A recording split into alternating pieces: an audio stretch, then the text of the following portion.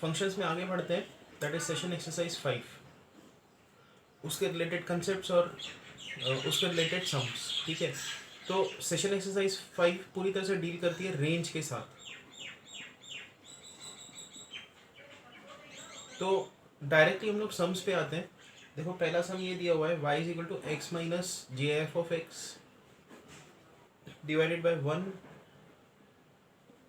Plus x minus J F of x.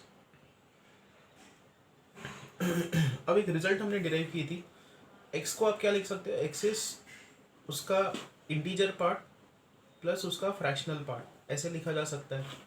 तो x minus G F of x क्या लिख सकते हैं, फ्रैक्शनल पार्ट ऑफ x। तो ये हम लोग यहाँ पे रिप्लेस कर देंगे, तो y होगा fractional part of x upon 1 plus fractional part of x। इसको हम लोग क्रॉस मल्टीप्लाई कर देंगे, y plus y into fractional part of x is equal to fractional part of x, y is equal to fractional part of x into 1 minus y. ये y हमने right side पे shift कर दिया,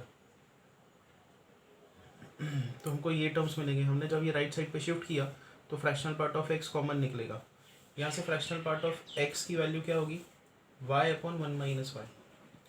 तो range find out करने के लिए आपको क्या करना है, x को y के टर्म्स में एक्सप्रेस करना है, ये पहला अप्रोच होता है। ठीक है, तो x को y के टर्म्स में अप्रोच लिखना है, और जो भी x पे कंस्ट्रेंट लगा सकते हो वो लगा दो। जैसे यहाँ पे x क्या है, यहाँ पे लेफ्ट हैंड साइड पे x का फंक्शन क्या है, फ्रैक्शनल पार्ट ऑफ x। अभी देखो fractional part of x, fractional part हमेशा किसके बीच में लाई करता है, 0 और 1 के बीच में। इसका मतलब y अपॉन 1 माइनस वाई, ये 0 और 1 के बीच में लाई करना चाहिए। 0 इंक्लूडेड है, 1 इंक्लूडेड नहीं है। अब हम लोग क्या करेंगे, इस इक्वेशन में 1 ऐड कर देंगे। तो जब 1 ऐड करेंगे तो यहाँ पे क्या आएगा, 1 y upon 1 minus y plus 1, and यहाँ पे आ जाएगा 2। तो 1, ये 1 माइनस वाई इधर क्रॉस मल्टीप्लाई करेंगे तो y plus 1 minus y upon 1 minus y, यहाँ पे 2, y कैंसिल आउट होगा, तो यहाँ पे आएगा 1 upon 1 minus y plus than 2। इसको रेसिप्रोकेट कर देंगे तो यहाँ पे आएगा 1 minus y greater than half. Reciprocate कर दिया हमने, फिर 1 सब्ट्रैक्ट कर देंगे, 1 सब्ट्रैक्ट करेंगे तो यहाँ पे आएगा 0, यहाँ पे आएगा माइनस वाई, यहाँ पे आएगा half minus 1 is minus half, फिर माइनस साइन से मल्टीप्लाई कर देंगे तो 0 वाई हाफ। रेंज इसी को ही बोला जाता है कि y के अलाउेबल वैल्यूज़ की अगर आप अलग अलग x के वैल्यूज़ पुट करोगे तो y के वैल्यूज़ क्या आएंगे, कि अगर आपने x के real numbers real values put किए तो y के वैल्यूज़ क्या बनेंगे, उसी सेट को बोला जाता है, उसी कलेक्शन को बोला जाता है रेंज।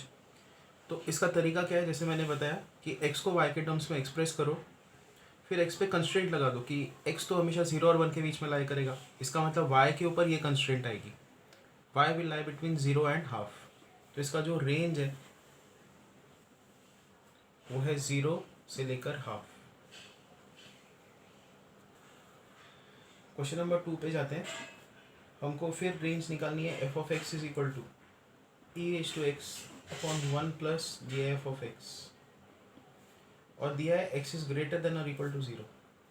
जब x ग्रेटर देन और इक्वल टू 0 है तो जे एफ ऑफ एक्स का वैल्यूज़ क्या होगा, ये इंटीजर होता है ना जे एफ ऑफ एक्स, तो 0 होगा, 1 होगा, 2 होगा, 3 होगा, मतलब डिनोमिनेटर कभी भी 0 नहीं होने वाला, ये पूरा टर्म कभी भी 0 नहीं आएगा। तो एफ एक्स कभी भी अनडिफाइंड नहीं होगा। इस रेंज के लिए x के इन वैल्यूज़ के लिए फंक्शन हमेशा वेल डिफाइंड है। तो इसका जो डोमेन है, domain of f, it is 0 to infinity. पहला चीज़ हम लोग ये लिख सकते हैं यहाँ पे, ठीक है।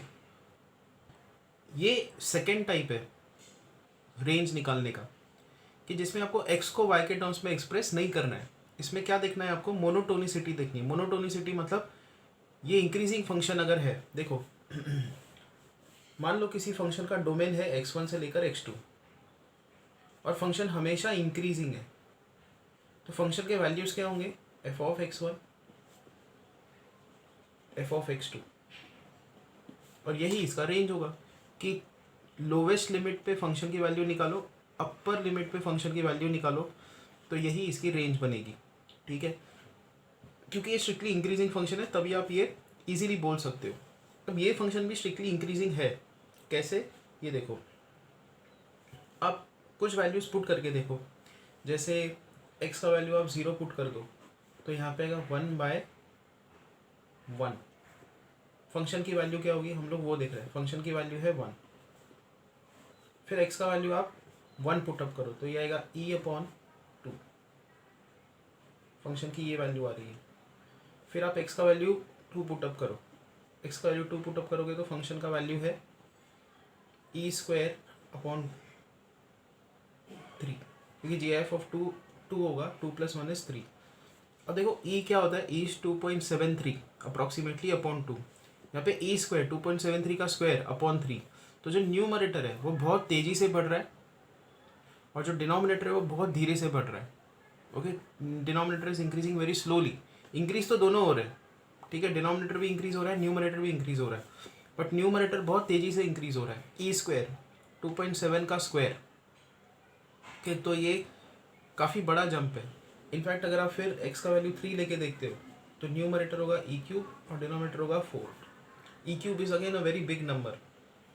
अप्रॉक्सीमेटली इसको 3 भी ले लेते हो, मान लो e² e का वैल्यू 3 ले लिया, मान लो नियरेस्ट इंटीजर ले लिया, तो e² मतलब ये होगा 9/3, ये होगा 3/2, ये होगा 27/4।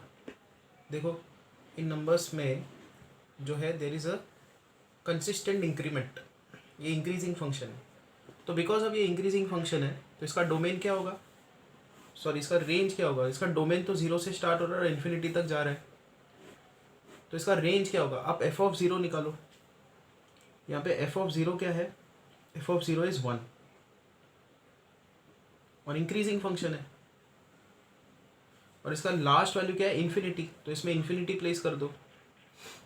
जैसे हमने बताया कि ये बहुत धीरे से बढ़ रहा है, बहुत तेज़ी से आगे बढ़ रहा है, ठीक है, तो इन्फिनिट जब आप बहुत बड़ी वैल्यूज पुट करोगे, मान लो 10,000 आपने पुट कर दिया, f(10,000) इज यहाँ पे आएगा, या f(999) यहाँ पे आएगा e⁻999 अपॉन 1 + 999। सो डिनोमिनेटर में 1000 आएगा बट इधर आएगा e⁻999 which is a very huge number.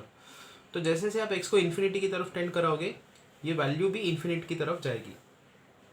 So function is also tending to infinity. तो इसका रेंज क्या होगा, इस फंक्शन का रेंज है 1 to इन्फिनिटी, ठीक है। Next is find domain of, domain and range दोनों निकालना है। y = log of 3x² - 4x + 5, इसका हमको डोमेन और रेंज दोनों निकालना है। तो यहाँ से हम लोग स्टार्ट करते हैं। देखो ये जो क्वाड्रेटिक फंक्शन है 3x² - 4x + 5, इसका डिस्क्रिमिनेंट क्या है, b² - 4ac, 16 - 60 - 44 <0। डिस्क्रिमिनेंट नेगेटिव है, मतलब इस क्वाड्रेटिक का जो शेप है वो कैसा होगा, x² का टर्म पॉजिटिव है, so it is a U shape parabola, इस तरीके का ये पैराबोलिक शेप होगा। डिस्क्रिमिनेंट नेगेटिव है मतलब इसके रूट्स नहीं होंगे, ये कट नहीं करेगा एक्स एक्सिस पे।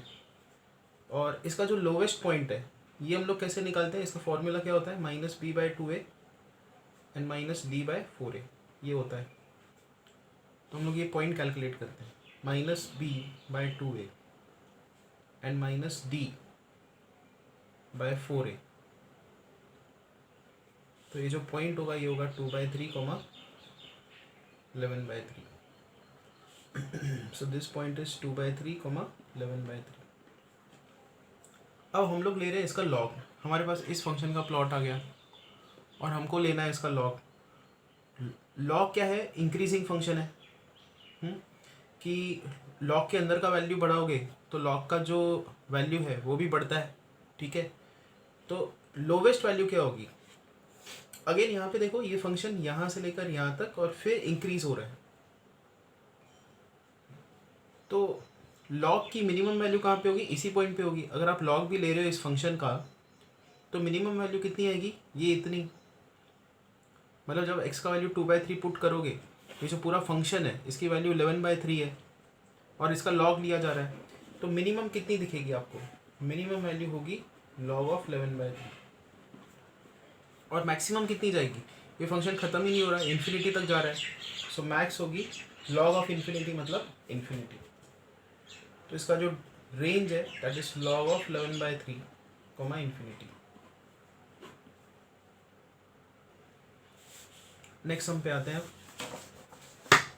Find the range of. तो y इज इक्वल टू दिया हुआ है root of x minus 1 plus root of 5 minus x. तो हम लोग इसका डेरिवेटिव निकालेंगे। डेरिवेटिव होगा 1/2 root of x minus 1 plus 1/2 root of 5 minus x into -1। 5 minus x का derivative -1, so this is half 1/रूट ऑफ x माइनस 1 माइनस 1/रूट of 5 minus x. Derivative को इक्वेट टू 0 करो तो आपको क्या मिलता है? मैक्सिमम मिनिमम मिलता है। ये तीसरा टाइप है। ओके, अगर आप परिहंत की बुक देखो तो उसमें तीन पॉइंट्स दिए हुए हैं रेंज निकालने के लिए। पहला तरीका क्या है कि y x के टर्म्स में दिया हुआ है तो x को y के टर्म्स में निकालो। दूसरा तरीका ये है कि मोनोटोनिसिटी चेक करो, इंक्रीजिंग फंक्शन डिक्रीजिंग फंक्शन। तीसरा तरीका ये है कि जिसमें आपको डेरिवेटिव निकालना होगा, मैक्सिमम मिनिमा निकालना होगा। तो पहले तो इसका डोमेन क्या है देखो। डोमेन के लिए क्या क्या होना चाहिए? x minus 1 should be greater than और equal to 0 and 5 minus x should also be greater than और इक्वल टू 0। यहाँ से आप लिखोगे x should be greater than और equal to 1 and 5 should be greater than और इक्वल टू x। इसको consolidate करो। यहाँ पे आप क्या लिख सकते हो? x इज ग्रेटर देन और इक्वल टू 1 एंड इसको आप पलट के लिख सकते हो x इज लेस देन और इक्वल टू 5। तो इसका डोमेन है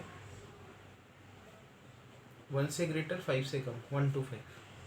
ठीक है, अब हमने ये डेरिवेटिव निकाल दिया। डेरिवेटिव को इक्वेट टू 0 करें तो क्या आएगा? 1/रूट ऑफ x माइनस 1 माइनस 1/रूट of 5 minus x is equal to 0। तो यहाँ से आएगा x minus 1 is equal to 5 minus x, 2x is equal to 6, x is equal to 3।